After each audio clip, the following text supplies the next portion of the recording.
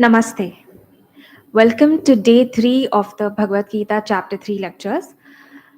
Today, Jayaji will talk to us about the importance of getting attached to the higher.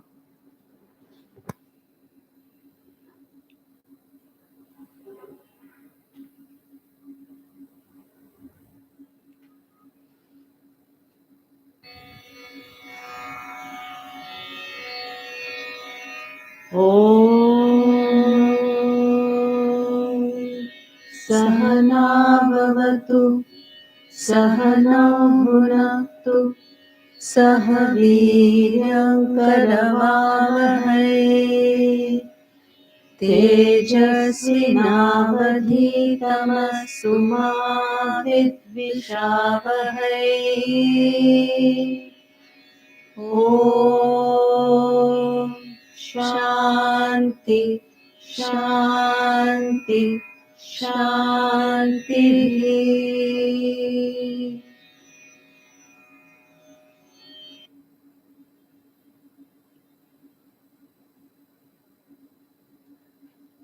Yesterday, we ended with Yajna and verse 10, which is one of the most important verses of chapter 3. Yajna is the capacity to work in a spirit of service and sacrifice for a cause greater than yourself. Why is it important?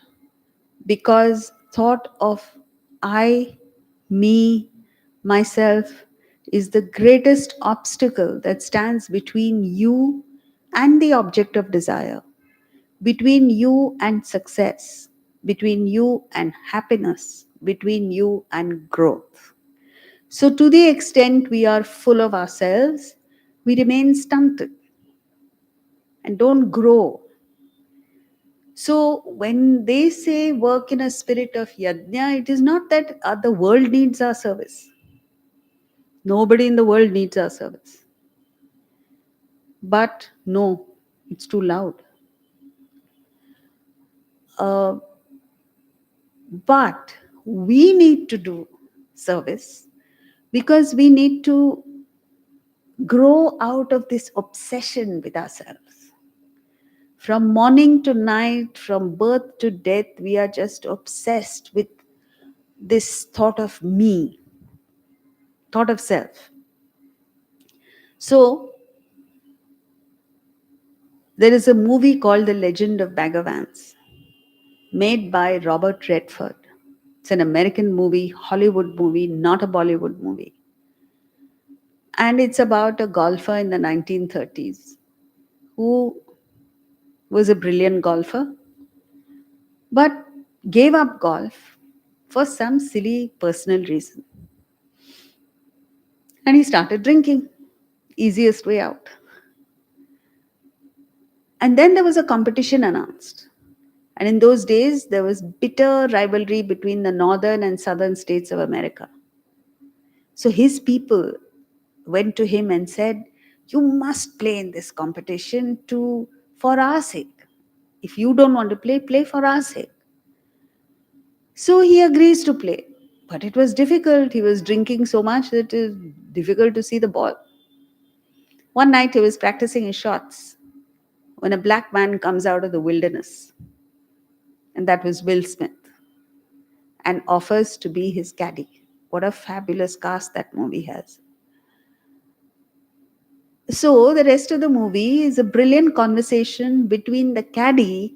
His name is Bhagavans. Bhagavans? Does it ring a bell? Bhagavan. I'm not imagining it. Robert Redford says the movie is based on a book called Gita on the Green, how you can use the principles of the Bhagavad Gita while playing golf. So the caddy is the guru. Caddy, you understand? He just carries the clubs around. And the golfer's name is Ranulph Jr. He's called Arjuna for short. No prizes for guessing. Arjuna.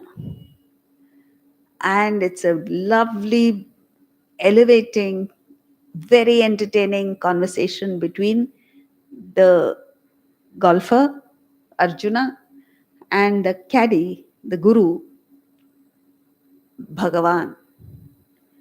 At one point, this guy is playing so badly that when he goes to the caddy and asks, "Which club do I play with?" He says, "Pick any, you're playing so badly, it doesn't matter."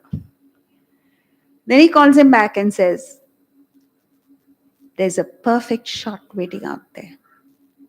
All you got to do is get yourself out of the way."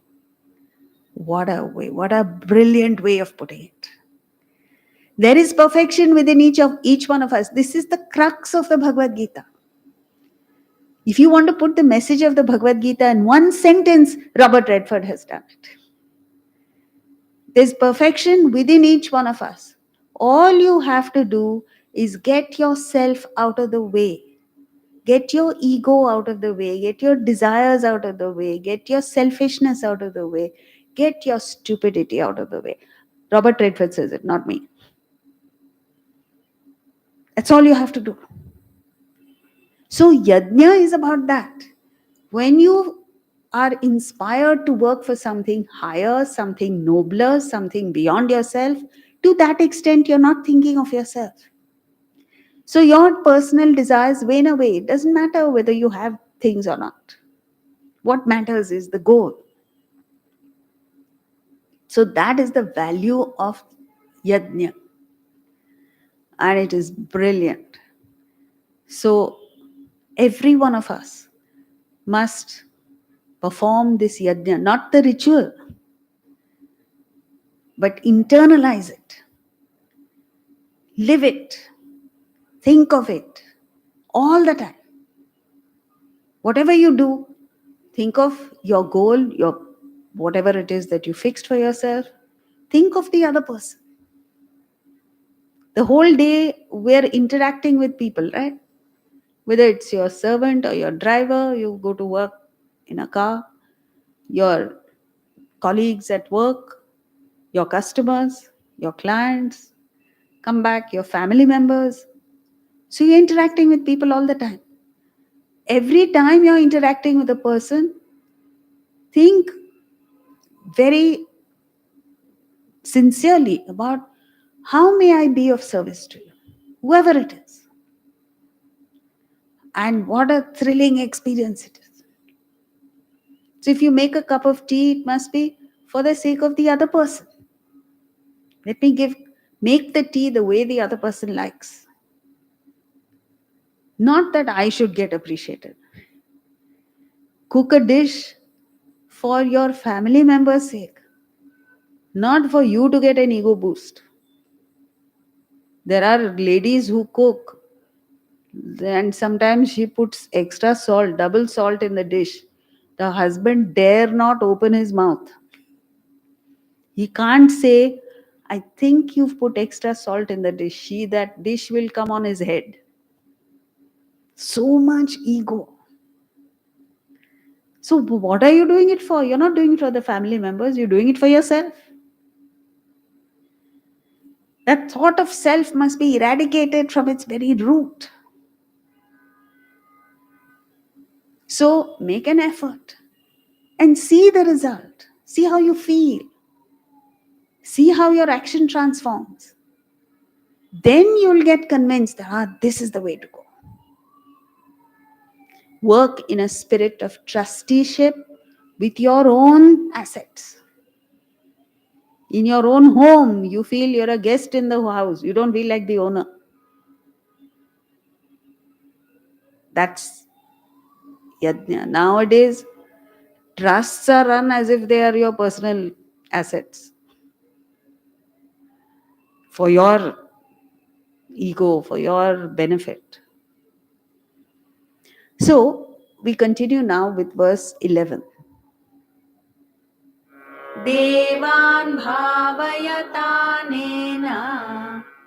ते देवा भावयन्तु वः परस्परं भावयन्तः श्रेयः परमवाप्स्यथ.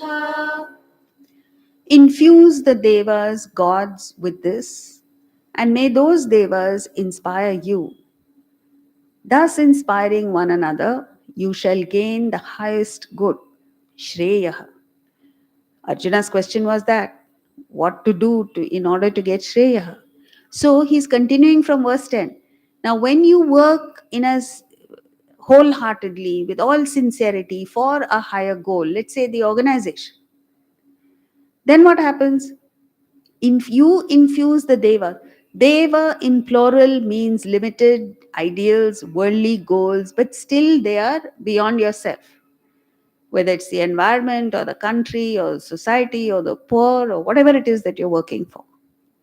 So when you work for the goal, setting aside your personal desires, your personal interests, then what happens? The entity does well. Those devas inspire you. So it's a reciprocal thing. Not that you want anything, you automatically get it. What do you get? The goal blesses you with prosperity, with power, with name, fame, everything you get.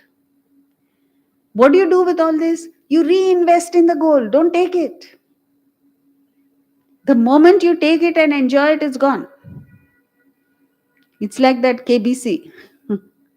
If you say you win 25,000, you say, I'll go home with it, that's all that you're going to get. Hmm?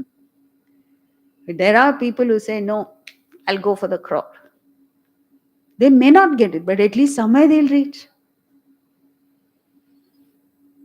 Reinvest in something higher still. And then you gain more. And thus you keep investing, reinvesting, never end cashing till you reach the highest goal of self-realization. See, that the trend today is the opposite. Today's trend among youngsters is just encash whatever it is. Encash your future, encash your children's income also. What is it called? Reverse mortgage. Hmm? In the Indian system, it's just keep on investing.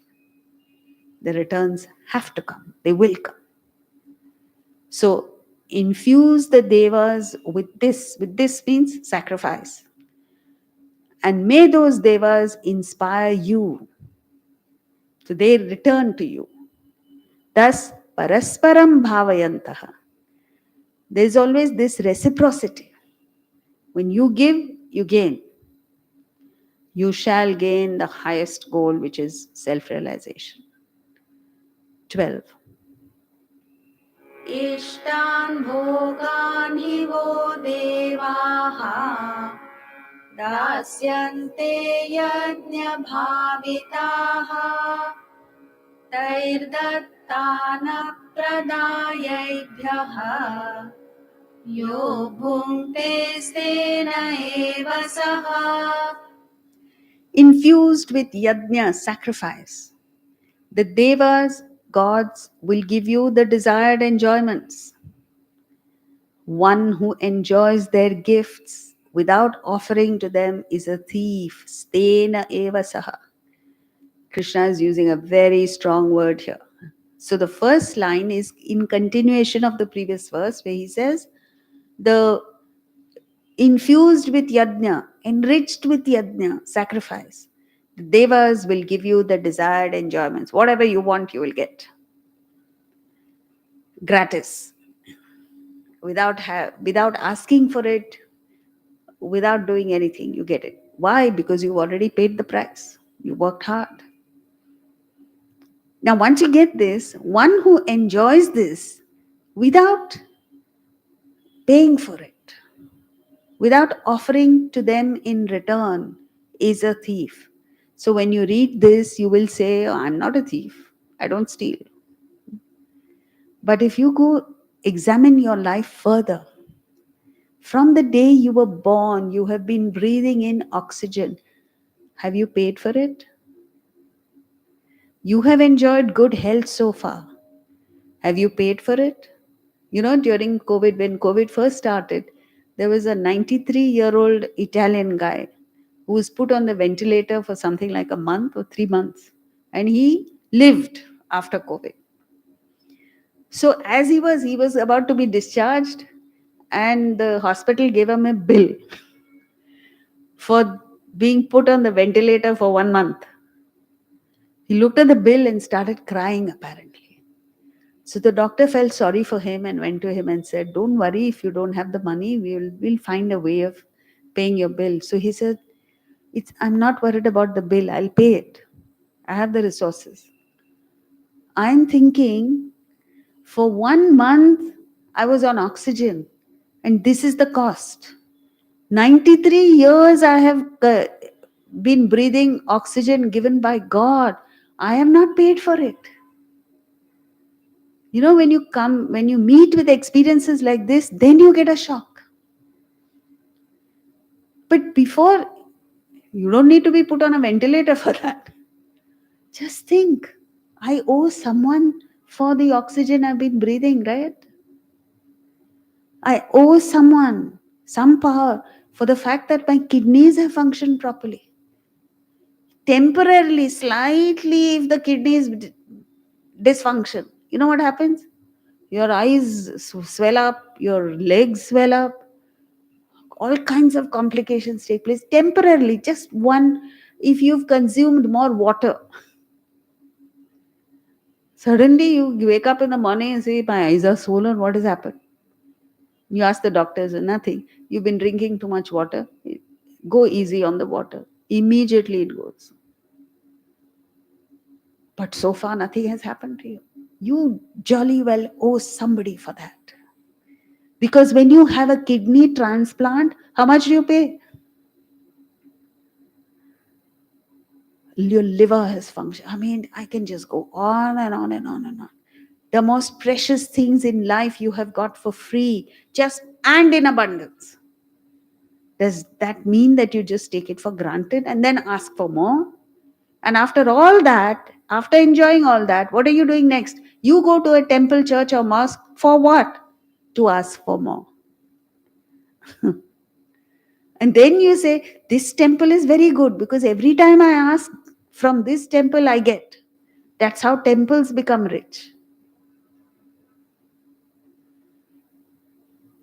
If at all you go to God, it must be to express your gratitude for all that you've received.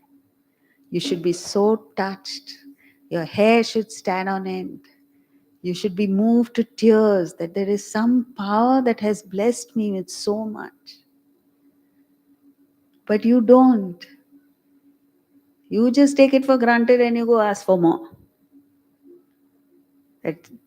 That's what Shakespeare says. "Ingratitude stronger than traitor's arms vanquished Caesar." Caesar died not because of the dagger.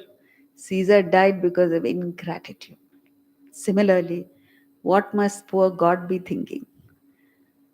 That you don't appreciate anything that He's given you, and you have the gall to complain and go ask for one more. That's what it is. So, we are all thieves in that sense. So, to make yourself a little less of a thief, just be aware of all that you've received. You can never repay. How can you repay? But just the awareness and the feeling of gratitude is enough. And that transforms your life.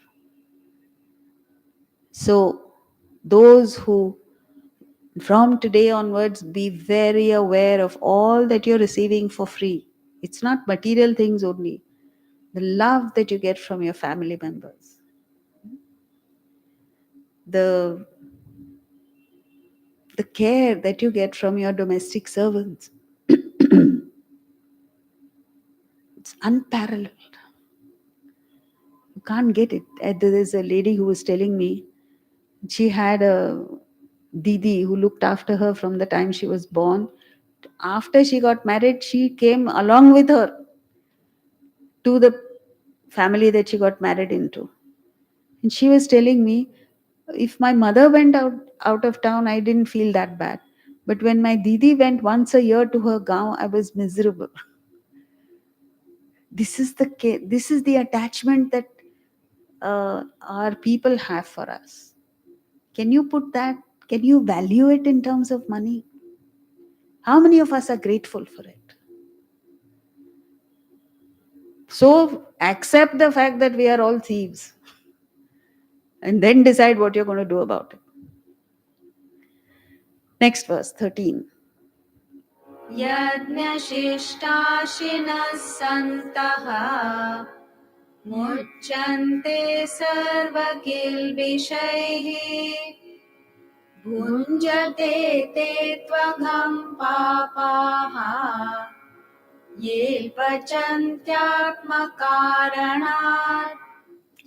The virtuous, enjoying the remains of yajna, sacrifice, are liberated of all sins. Sinners who cook for themselves eat sin. So, in the previous verse, he spoke of a tamasic person who just enjoys what the system gives him and doesn't even think of repaying. Forget repaying, is not even aware, doesn't feel grateful. Now he gives the sattvic and rajasic. So, the tamasic person is a thief. Rajasic person means most of us cooks but eats sin. What a brilliant way of putting it. Cooks means works very hard. Yeah, a businessman who goes morning to night, he's struggling to make money. A guy who's started a factory, runs the factory, but and he makes profits. But does he enjoy the profit? No. Why? He's too agitated, too stressed out to enjoy anything. He's just working. What does he eat? Sin. Sin means mental agitation. It is so true. The best, the most affluent, the richest people in the world, they don't even enjoy a good meal. They have the best meal. Every dish on their table is par excellence. Fantastic. But you must have the appetite to eat, no? He's sitting there going through the ritual called dinner. His mind is on, my labor is going on strike, I have financial problems, the banks are after me, I don't know what all is going on in his mind. He doesn't even know what he's eating, he just gulps. Who enjoys? People like us who are invited. We enjoy their meal thoroughly because we have no stress. So then comes the sattvic individual. This, how well he's put it. The sattvic individual enjoys the fruit of sacrifice, yajna shishta, that which is left over after sacrifice. That is very, very sweet. As we saw yesterday, prasad that is given after a spiritual interaction or a ritual or anything is sweet. Means the result of sattvic endeavors is always sweet. And only a sattvic person can enjoy. So there's an English poem taught to children, very simple poem called The Pineapple and the Bee. And that speaks of this concept. So the poet is sitting and he sees a freshly baked pineapple pudding kept on the windowsill to cool. So it has a glass covering to prevent insects from coming to it. And then he sees a bee of most discerning taste perceived the fragrance as he passed. The bee was just passing by, but he smelled this pineapple pudding and decided to eat it. He tried his best to get through that glass covering, but he failed. Thus, having wasted half the day, he trimmed his flight another way. The bee went. From that, the poet derived a philosophy. So in the poem, he's addressing the bee. He says, methinks I said, in thee I find, in the bee he finds the sin and madness of mankind. Sin because it agitates the mind, madness because there is no method in it. You're doomed from the beginning. To joys forbidden man aspires. Why is that joy forbidden? The pineapple is meant for human beings, not for the bee. Similarly, you have to deserve it, then you get it. You don't deserve it, you eat your heart out for something, you're not going to get it. To joys forbidden, man aspires, consumes his soul with vain desires. Folly, the spring of his pursuit, the starting point of his pursuit is stupidity, foolishness, and disappointment, all the fruit. Then he gives two examples. While Cynthia ogles as she passes, the nymph between two chariot glasses. Alia Bhatt is passing by, and there's a guy on the roadside eating his heart out. She is the pineapple, and he the silly, unsuccessful bee. The maid who views with pensive air the show glass fraught with glittering ware. A young girl goes to a mall, high-end mall, and sees all kinds of glittering ware. Sees watches, trinkets, rings, and lockets, but sighs at thought of empty pockets. She has no money. This was before credit cards came. Like thine, like the bees, her appetite is keen, but the cruel glass between. There is always that cruel glass that stands between you and the object of desire, isn't it? You want so many things, doesn't happen. Then he concludes with our dear delights are often such, exposed to view but not to touch.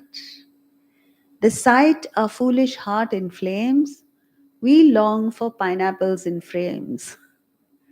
So all our desires boil down to just pineapples in frames.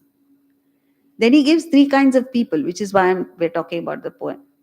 With hopeless wish, one looks and lingers. The tamasic person doesn't do anything. He just stands there, looks and lingers. One breaks the glass and cuts his fingers. The rajasic person works, but he only succeeds in hurting himself. But they whom truth and wisdom lead can gather honey from a weed. Those who are led by truth and wisdom can gather honey. Where is the honey? No weed has honey. The honey is inside you. So you tap into that source of happiness within. What a beautiful poem. So this is an English poem taught to kids. Neither the teacher understands nor the student understands. It's vomited out in a question paper and that's it. That's the end of the poem. But there's so much weight in it. So yajna shishta is a technical term which means that which is left over after sacrifice. That which you get after sacrifice is spiritual evolution, peace of mind, prosperity, because the law is give, you gain. Grab, you lose. You don't even have to give or grab anything. Think of giving, that moment you're enriched. If you don't believe me, look at examples around you. If you don't believe me, put it into practice and see how you feel. Go to kindergarten school. See a child, go to the other child and say, my father got this for me from London. You want? When she's offering, look at her face. She's beaming. She has a smile on her face when she gives. Another child says, no, it's mine. Frown on the face. It's a law. See, I'm talking about children because you and I fake. We fake it. Now, tomorrow is Raksha Bandhan. We buy a gift. We don't want to buy a gift. And while giving, we smile. But that, like somebody said, you can smile and still be a villain. So, very few of us are genuine. That's why we're talking about children. Give, you gain, you become prosperous. Give, you're happy. Give, and you evolve. Why on earth would anyone want to take? It's something that that can't be taken away from you. You know, the returns that you get when you give, meaning when you deserve it, you follow the law of karma, COVID can come 100 times, you will still prosper. You will still do well. So that gives you, just the fact that you have followed the law of karma gives you tremendous confidence to face any situation. You take people now, they're terrified of COVID.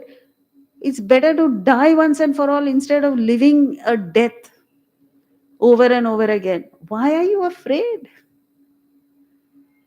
When COVID started, somebody asked me, I said, I have already outlived my welcome on this earth. So I'm ready to go. Now, how you go is a matter of detail. What difference does it make? The sooner you go, the better. What are you afraid of?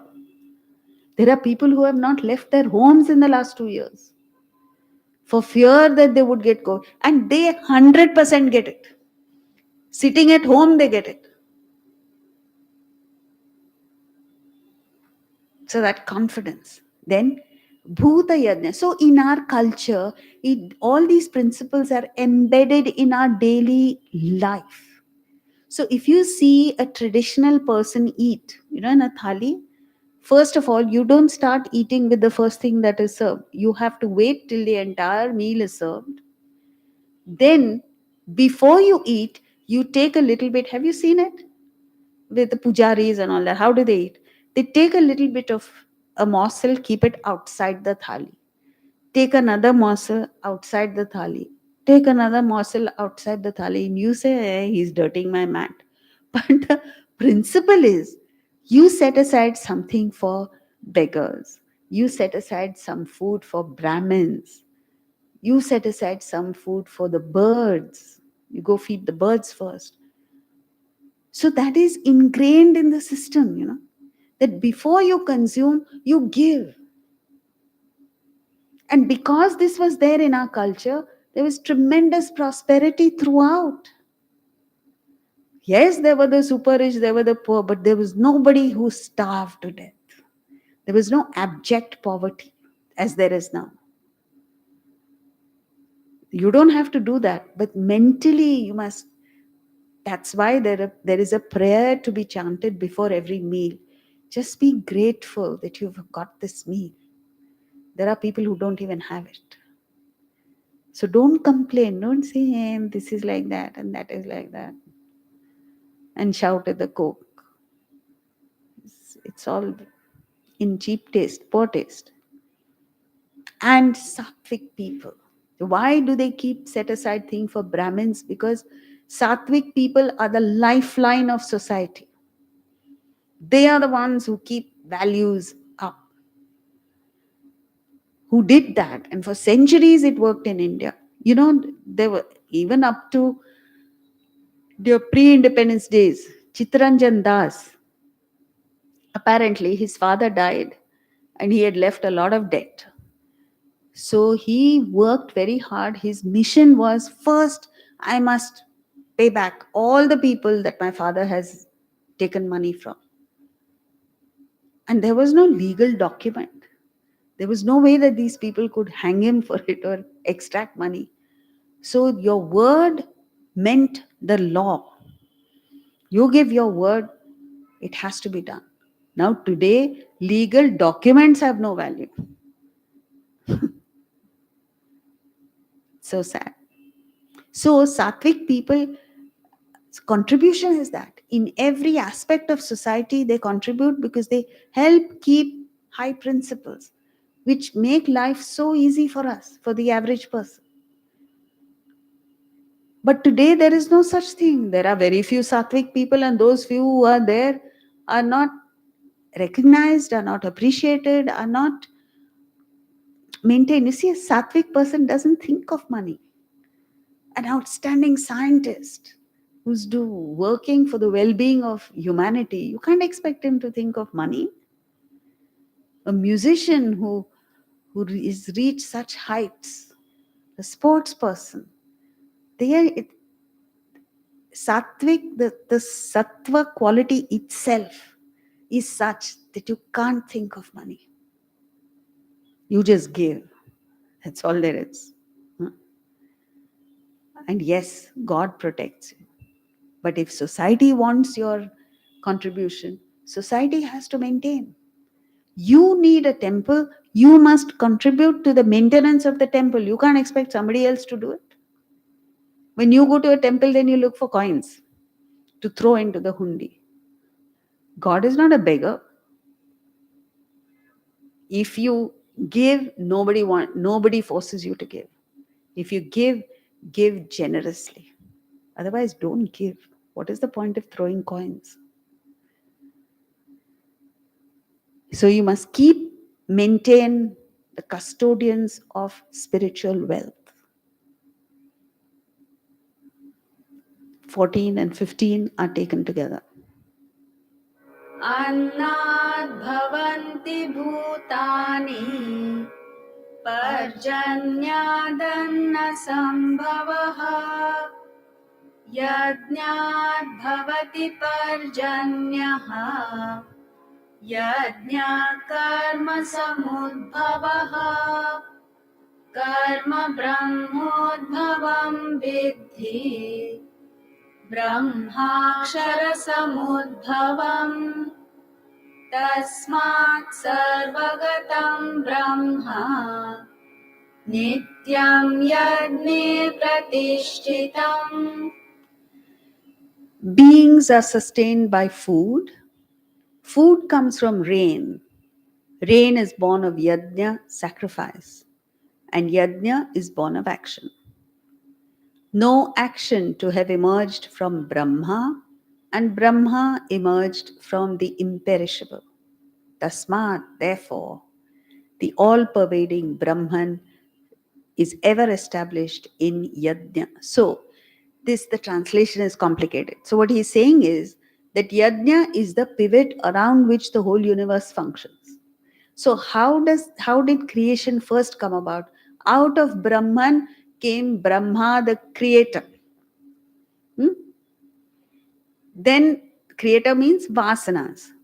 Out of vasanas comes action. Vasana, thought, desire, action. You remember we saw that yesterday? And purified action is yajna. That's bang in the center. Then when you perform yajna, there is rain. Rain means there's the right attitude in society. Everybody wants to give. Everyone is working hard for a common cause. And there's prosperity generated. Rain gives rise to produce. So food comes from rain, and all beings prosper as a result of food. Now, how do you get back to Brahman? Through yajna. So he's saying yajna is the pivot, the center around which the entire universe functions. So get aligned to yajna. Then you'll get to Brahman. Next verse, 16.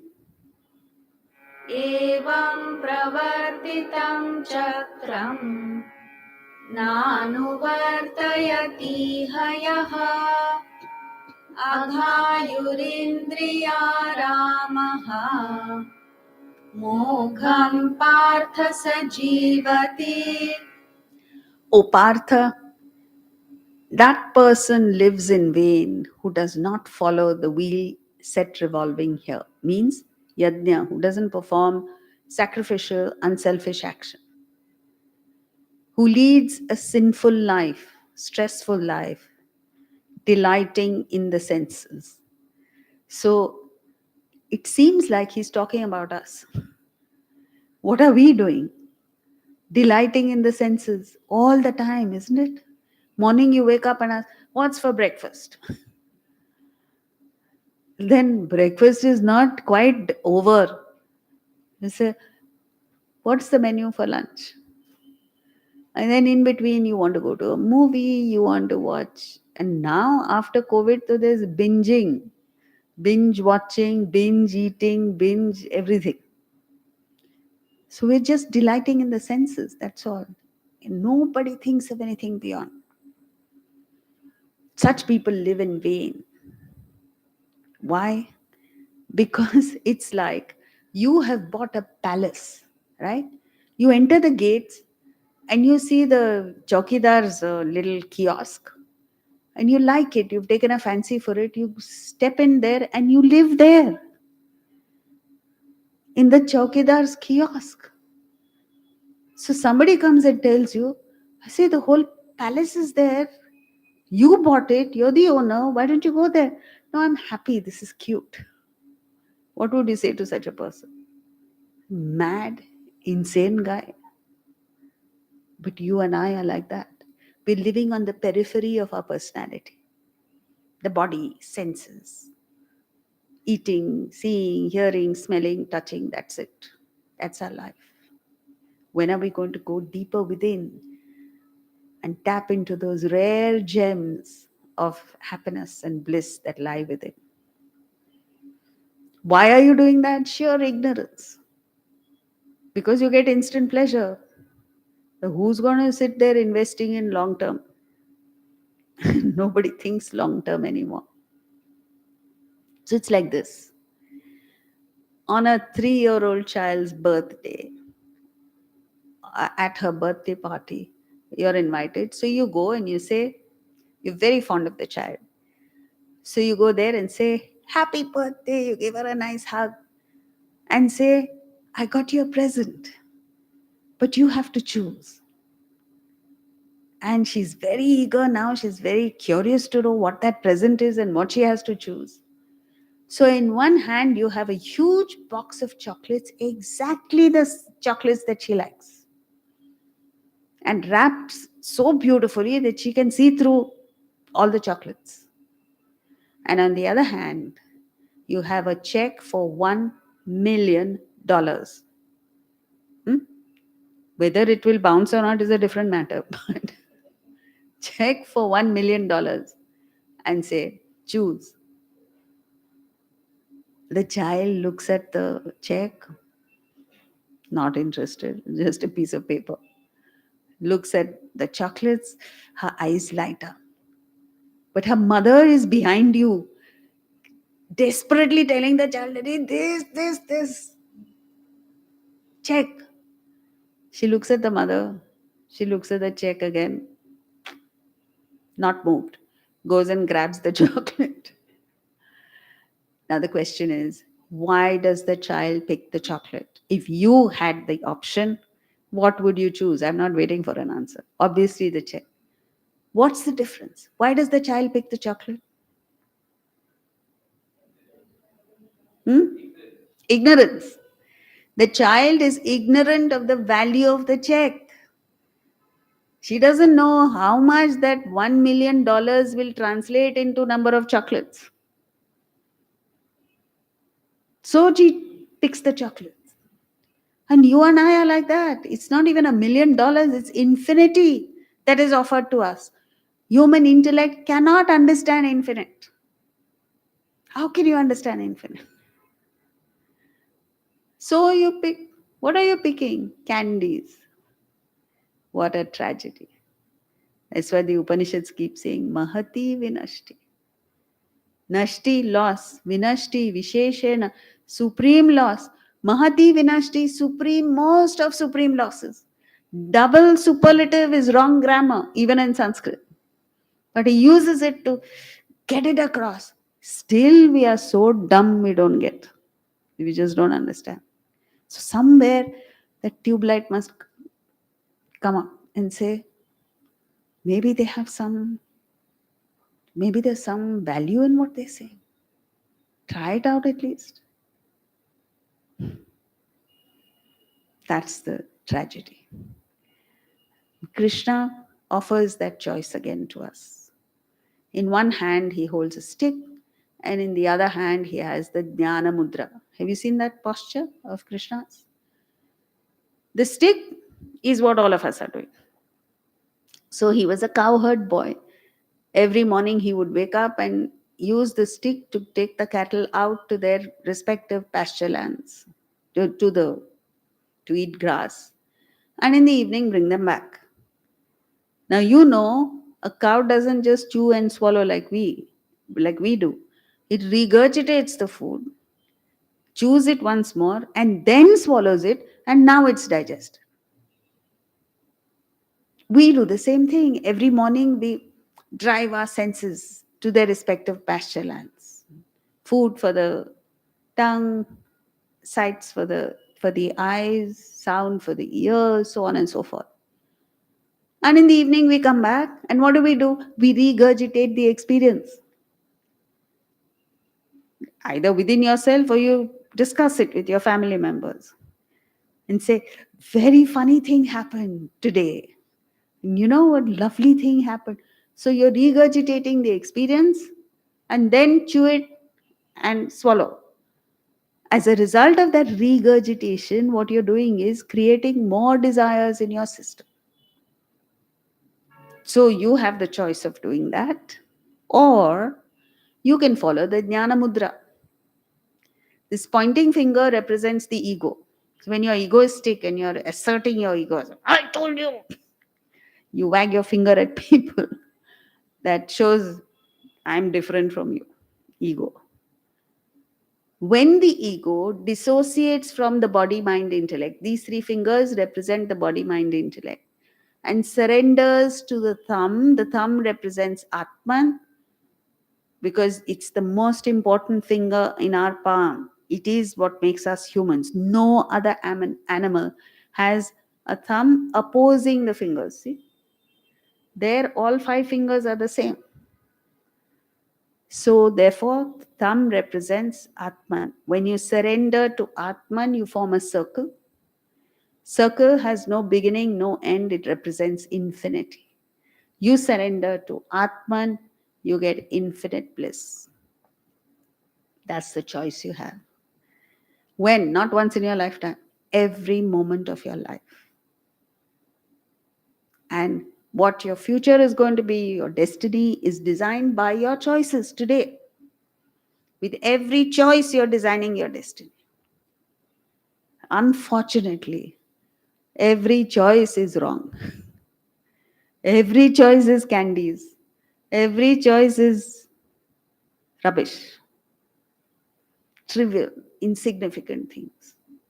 So, as a result, you don't really benefit in life. Next verse, 17. यस्त्वात्मरतिरेव स्यात् आत्मतृप्तश्च मानवः आत्मन्येव च सन्तुष्टः तस्य कार्यं न विद्यते. But the one who delights in the self, is fulfilled in the self, and is supremely content in the self alone, has no duty to perform. Now, verses 17 and 18, he gives exceptions to the doctrine of karma. Doctrine of karma means everyone must act. Like yesterday we saw. Every human being, every being must act. You have no choice but to act. But there are exceptions. The exceptions are those who have reached the state of realization. So one who delights in the self, Atma Trupti, Atma Tushti, Atma Ratihi, they are synonyms. But why does he give three? Because we seek happiness, pleasure through three avenues: physical, emotional, intellectual. This category of people who have already reached realization, are exempt from action because they have no desire to eradicate. They've already done it. They are not stakeholders in the world. See, wherever you have an axe to grind, wherever you are invested, you have an obligation. Where you're dependent, you have an obligation. Where you're not dependent, you have no stake in the world, no obligation. You are not a shareholder in the enjoyments of the world. So, even in our life, you see, the king is supposed to be above the law, right? The king puts down the laws of the land, but he is above the law. Why? Because it is assumed that everything the king does will be righteous. You form a trust, tax exempt. Why? It is assumed that you are doing what the government will do with the tax collected. Completely wrong, but that's the assumption. Poets, writers are exempt from grammatical rules. That's why Shakespeare has deliberately broken rules of grammar to highlight a point. Like he says, and this was the most unkindest cut of all, where Brutus stabbed Caesar. He just wanted to portray it was such a terrible act. That's why I used double superlative. It's not that Shakespeare did not know English grammar. Um, Tendulkar, Sachin Tendulkar, is supposed to have, at times, crucial times, broken the rules of cricket. Not rule, but uh, has played an unorthodox shot. That's the term. And it goes for a six. But that's not to be played every day. It is an exceptional situation that warrants that kind of shot. So only a master can play that shot. Similarly, once you reach the state of realization, you have no obligation. There is nothing you want from the world. You're exempt. Verse 18. नैव तस्य कृतेनार्थः नाकृते नेह कश्चन न चास्य सर्वभूतेषु कश्चिदर्थव्यपाश्रयः. That person has no reason to act or not act and does not depend on anyone for anything. So, see, even in the relative, it's true.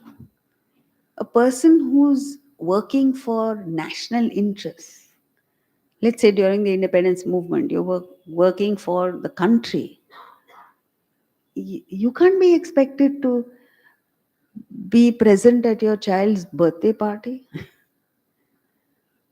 You're going for a very important, or let's say China and India have had these skirmishes, and you're going for a very important meeting to broker peace, and it happens to be your wedding anniversary. Are you going to tell them, it's my wedding anniversary, I'm not coming? You'll get sacked. So it's like that. When the higher up you go, you're exempt automatically from lower things. You're free from the tyranny of keeping up with the Joneses once you rise to that level. You know? So everywhere there's a dress code. But an outstanding person, say Mahatma Gandhi, wore a loincloth.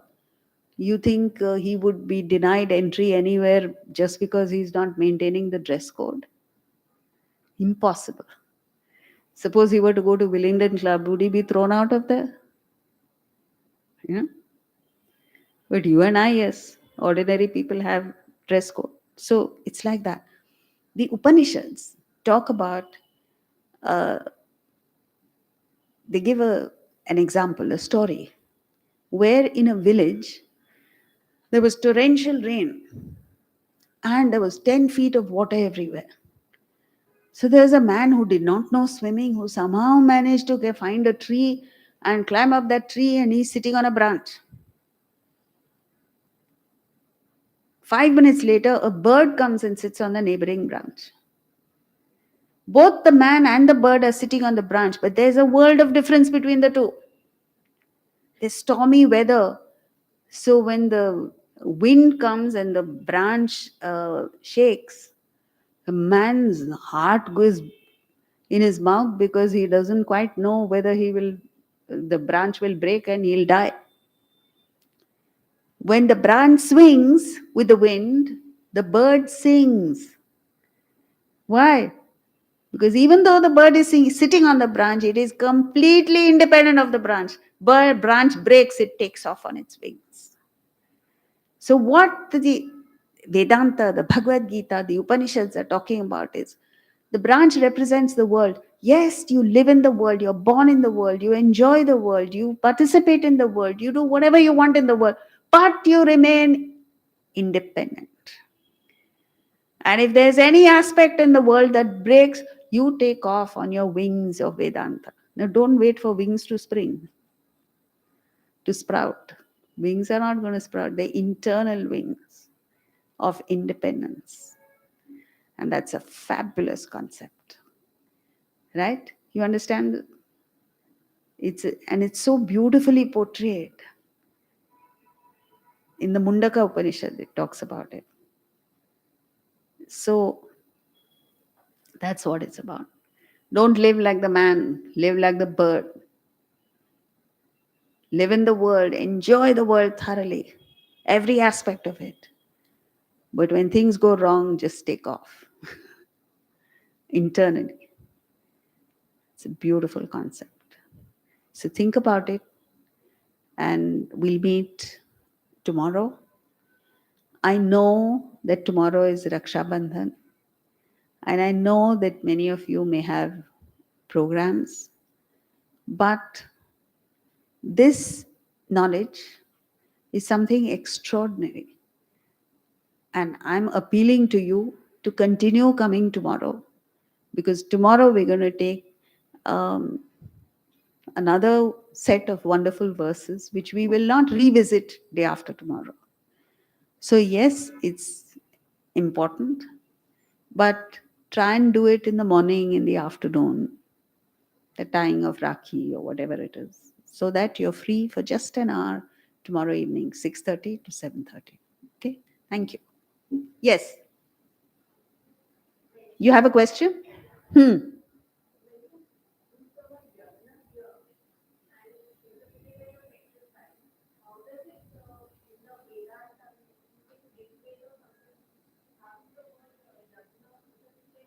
Same way. The word, see, the Vedic ritual is Havan, where the priests chant mantras, and while they are chanting mantras, the participants offer ahuti into the fire. This is the ritual. But the significance of the ritual, even during the Vedic time, was the same. I have not changed the significance. The meaning remains the same during the Vedic period. In the Bhagavad Gita, Krishna revives this thought of yajna. He's not asking him to do havan there in the battlefield. What is he asking him to do? Internalize the ritual. Follow the principle of yajna. And centuries later, thousands of years later, today there are people performing havan. So we are not against the ritual. We are saying the ritual is meant to kindle the thought of sacrifice in us. And once you get this spirit of yajna, you don't need to perform the ritual, because you're performing yajna throughout the day, throughout your life. Yeah.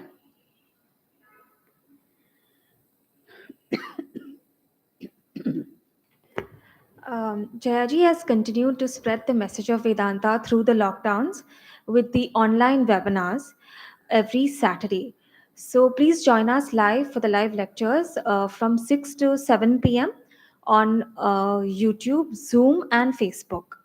And to receive the live link of the lectures, you can save our WhatsApp number and you'll get the live link every Friday.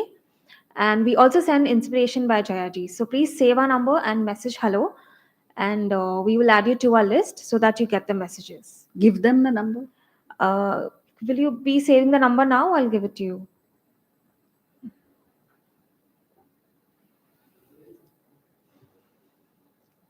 It's 98201 38429.